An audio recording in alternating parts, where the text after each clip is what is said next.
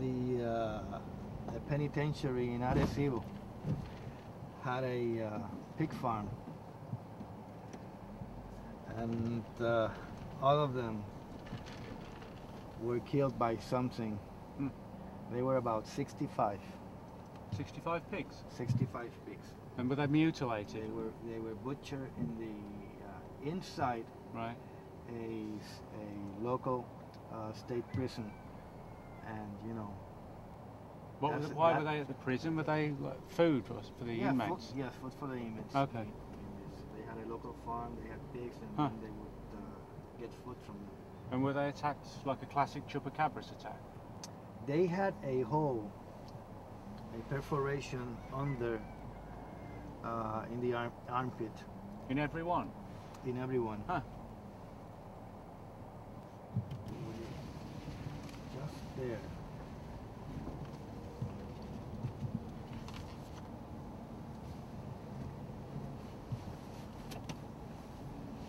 Mr. Antonio is waiting for us.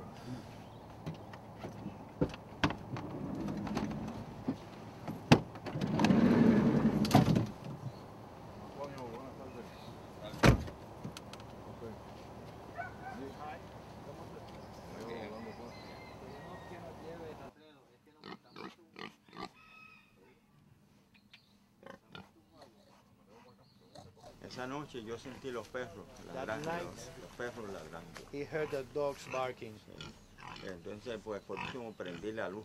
And he turned on his lights. La luz oh, his cousin called him and told him that one of the pigs was located far away over there at the east side of his farm. Ellos me dijeron que ellos veían al grito del cerdo, ellos estaban habían despertado y entonces sentían que el cerdo corría para allá, lo que era el cerdo gritaba y cogía, entonces ellos caminaron detrás. Okay, they heard the pig scream, and they saw how the pig was running to the east, and they chased the pig. One of them had a machete in his hand and was throwing it to whatever was attacking the pig, and he hit something, and then the pig was let loose and escaped the predator. Ellos vinieron para atrás como el león golpeado. And then they came back and brought the pig, and the pig was wounded. They didn't see anything. They only heard the noise from the creature. Right. So they were throwing the machete to anything that moved, and then whatever was escaped, and then they recovered the pig. Okay, in the night the rabbits were attacked. The same situation was present. It was a dark night.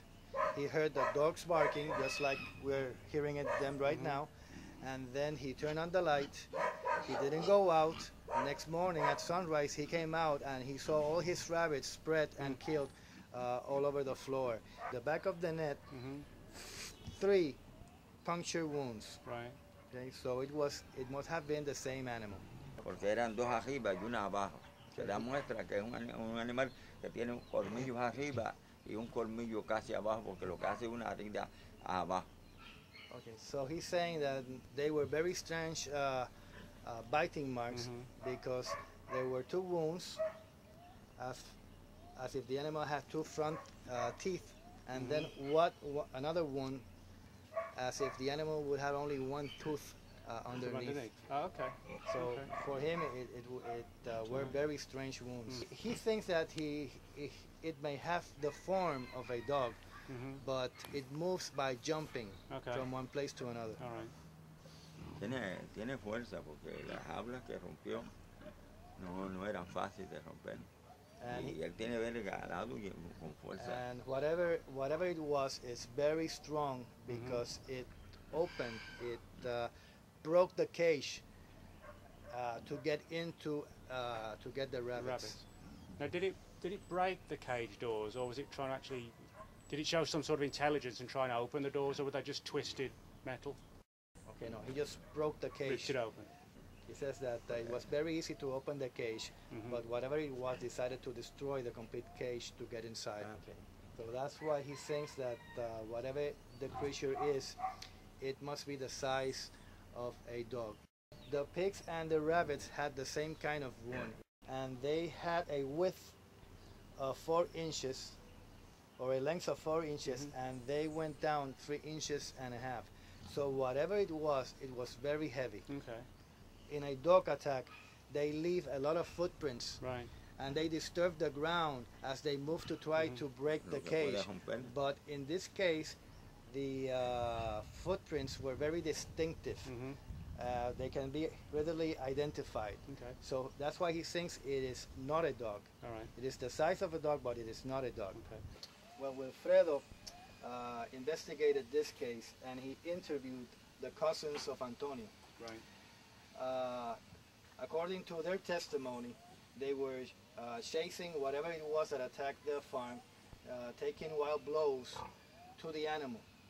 And they hit something metallic which broke the machete in 2 parts.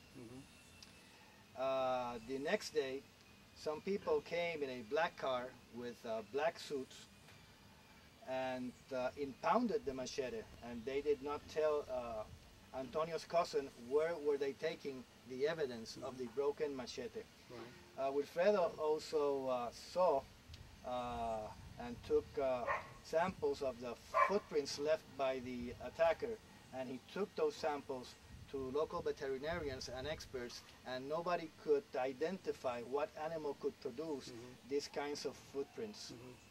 But nothing was reported officially as far as the machete attack As was far, concerned. as far as what they say, no official report was given to police. Okay. So it is a mystery how the black car got here and who were these 2 people dressed in a black uniform. But that might kind of suggest that whoever they were, they knew where this creature was on that particular night and had a good idea where it had attacked and what it had attacked.